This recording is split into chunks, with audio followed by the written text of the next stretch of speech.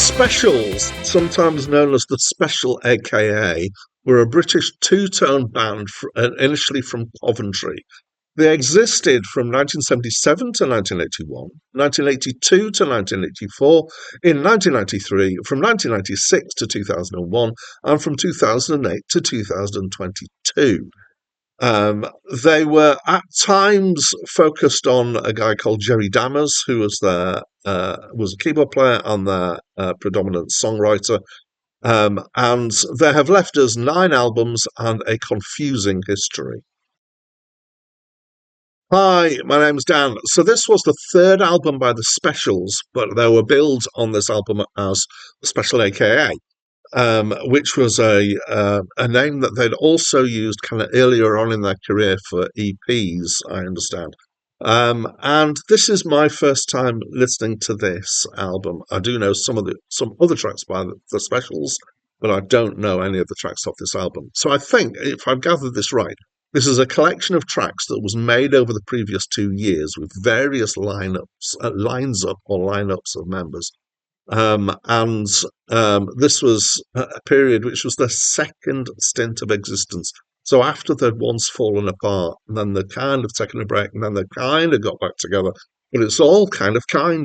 And it does feel like a disparate collection rather than a focused album, I would say. And I certainly got that feel before I actually read about the provenance of the album.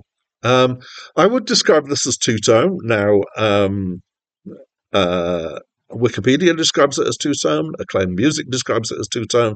I've described it as two-tone. This was a British phenomenon, which was kind of pop rock, but it had a strong influence of ska / rock steady and a bit of kind of reggae-ish feel to it. Now, oh dear, am I going to get bogged down in the history of Jamaican music? Again, I'm not an expert. My understanding is that there were various things that were precursors, but then we had ska, which was this kind of fast with an upbeat and stuff. And ska and punk have had a strong relationship over the years.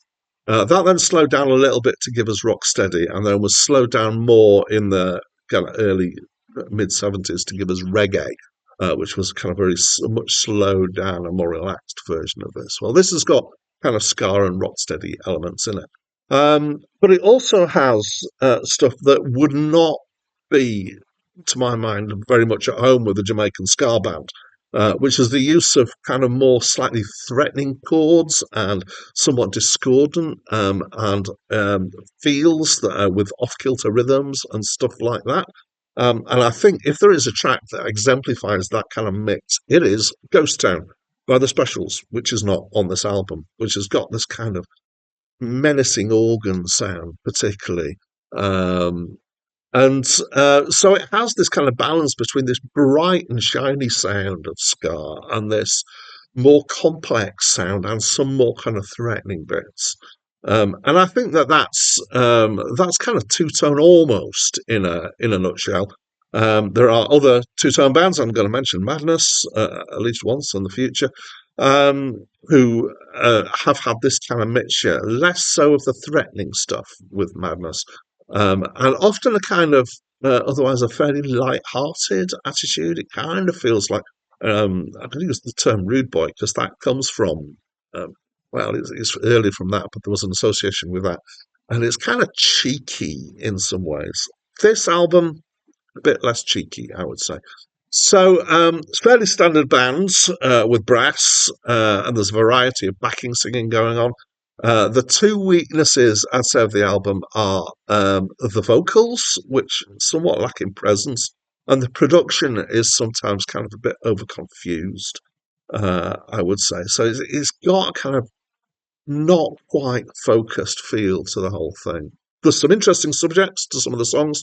Housebound, What I Like About You Most Is Your Girlfriend, Racist Friend, which is advocating, marital breakdown if your partner is a racist, and Nelson Mandela, which is the one track actually on this album that I did know. I said I didn't know anyway. I've lied. I've forgotten about Nelson Mandela.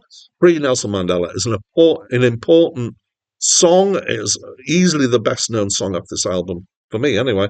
and was important at the time for raising awareness about Nelson Mandela and apartheid, and got picked up by a lot of people as a kind of rallying call. Um, so I mentioned Madness before. It feels a lot of the tracks kind of think, yeah, I could hear Madness doing this, but maybe this is just a little bit weaker in my mind than Madness generally. So I've got a feeling of approval for it, but with some reservations. It's not an album that I would seek out again. I'm reasonably pleased to have listened to it. I wouldn't object if anybody put it on. I might go, oh yeah, it's the special AKA, if I remember. But it does feel a bit more like it's kind of like a showcase from a particular label rather than actually a coherent set of stuff from one band. That's what I think. I'd love to know what you think of this album, so please do leave me a comment. The next review on this channel is going to be, I'm going to step off the 3,000 Greatest Albums list and do one that I think should be in the list, which is Tales of Mystery and Imagination by the Alan Parsons Project. And that's it from me for now.